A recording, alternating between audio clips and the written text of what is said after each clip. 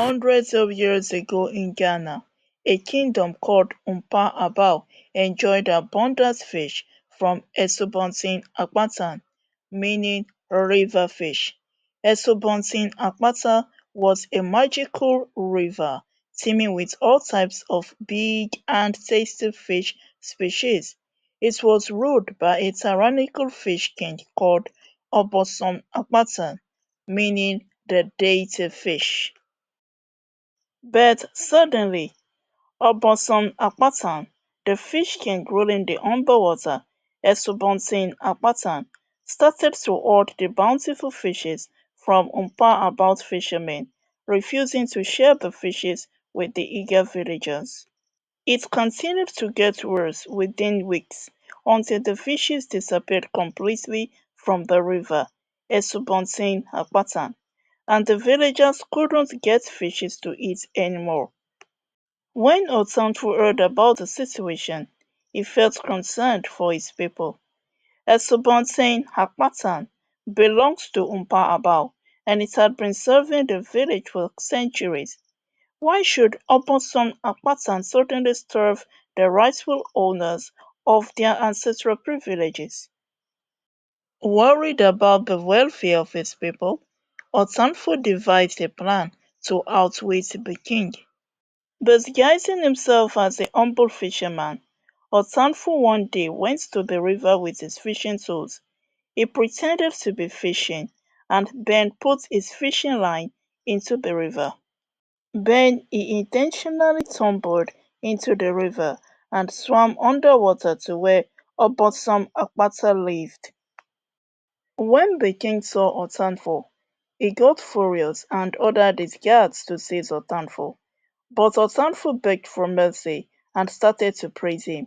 He flattered ObosomApataa so much that the king softened and told his guards to leave Otanfu alone. "Who are you?" ObosomApataa asked coldly.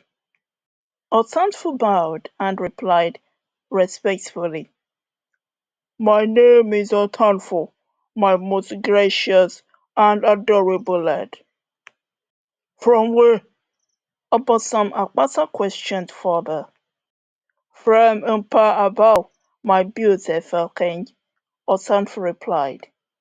"I came here to plead with you, my supreme king, to release the fishes to my people. They are starving of fishes. But if you don't want to, you don't have to," Otanfu said, still bowing to ObosomApataa. Otanfu continued to call the Fish King sweet names to win his heart. That way, ObosomApataa wouldn't suspect that Otanfu was deceiving him. All the while this conversation was going on, Otanfu was secretly scanning the river environment with his eyes, trying to see if he could detect where the fishes were kept. "Never! I will not!" ObosomApataa roared. "You Apataa people are gluttons and stingy! You want free fishes without paying for them? No! I cannot allow you to fish for free! You must pay!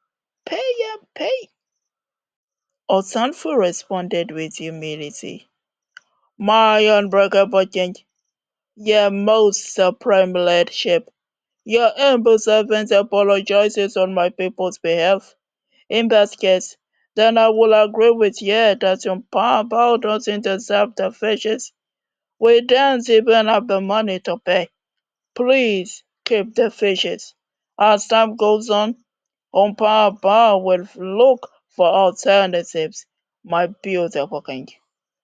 Then he added, "My most powerful and unbreakable king, I came bearing a gift for you. I'm a web weaver, so I want to weave a royal bead for you as my peace offering. I mean no harm, my almighty ObosomApataa." ObosomApataa accepted the web bead. He was intrigued by Otanfu's humility and smooth talking. He took so much liking to Otanfu that he proposed that Otanfu should come live with him in the river and work for him as his errand man. Otanfu's half spider, half man appearance also impressed the king so much that the king considered making Otanfu one of his bodyguards. Otanfu willingly agreed to the proposals and even showed happiness for such thoughtful offers from ObosomApataa. Otanfu started living in Asubɔnten Apataa and receiving trainings from ObosomApataa. Otanfu found out that the river was so big that many river kingdoms existed there, beyond any human imagination. ObosomApataa was selling the fishes that he seized from the people of Abao to the wealthiest water kingdoms and getting beautiful treasures as payment. But Abao was fishing without paying him a dime. His greediness made him to keep the fishes from the Abao people so that he could make more money and more riches from the river kingdoms patronizing him and paying him handsomely. Otanfu gained ObosomApataa's trust so much that the king told him everything. Then he started giving Otanfu assignments. The assignments involved Otanfu making deliveries of large fish parcels to river kingdoms. If he returned alive with the complete payment, ObosomApataa would retain him. Otanfu passed the assignment and the test, and also he brought back extra payments to his master, ObosomApataa the king. ObosomApataa was so happy that he showed Otanfu the huge aquariums where he kept the massive fishes that Abao couldn't get for free. You will be taking the fishes yourself whenever you want to do the deliveries.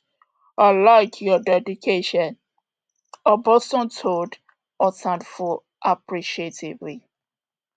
On the fifth day since Otanfu started living with ObosomApataa, another order came from another river kingdom for big, big containers of fishes.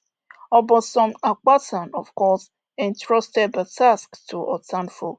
As usual, one of ObosomApataa's guards took Otanfu to the aquarium bank. He led the way while Otanfu followed behind him. When they reached the aquarium area, the guard didn't look back at Otanfu.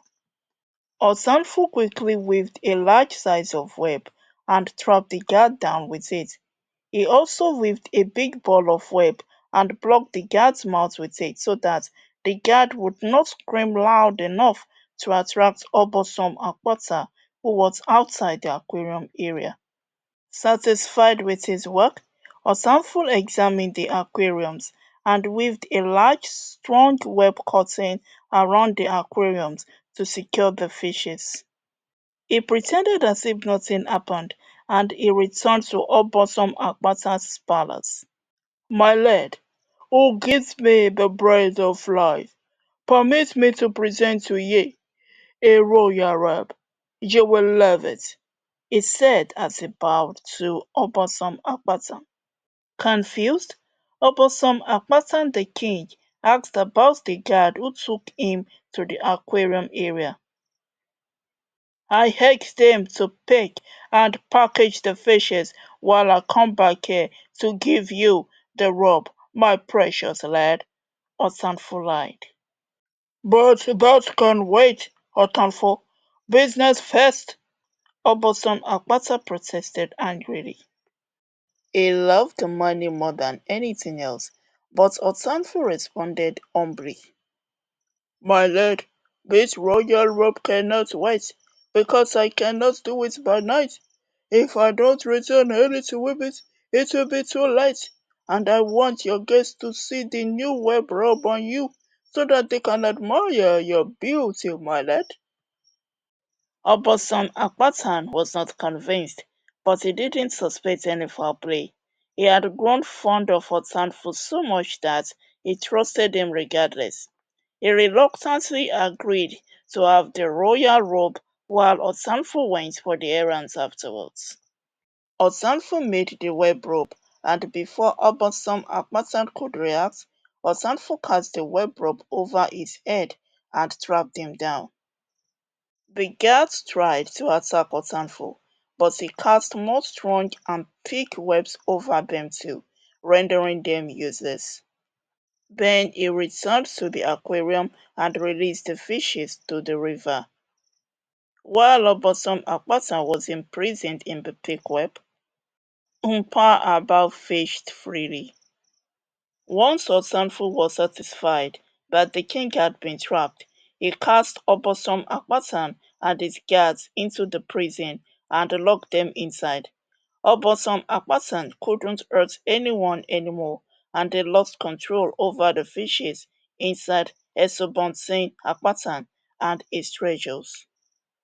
Otanfu took some of the treasures for himself to compensate for his troubles, and they returned to Umpa.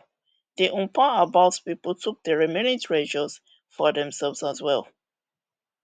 They got the fishes and even the wealth by obtaining the treasures. Everyone was happy. Otanfu once again became a superhero, and he got the largest share of the fishes and the treasures.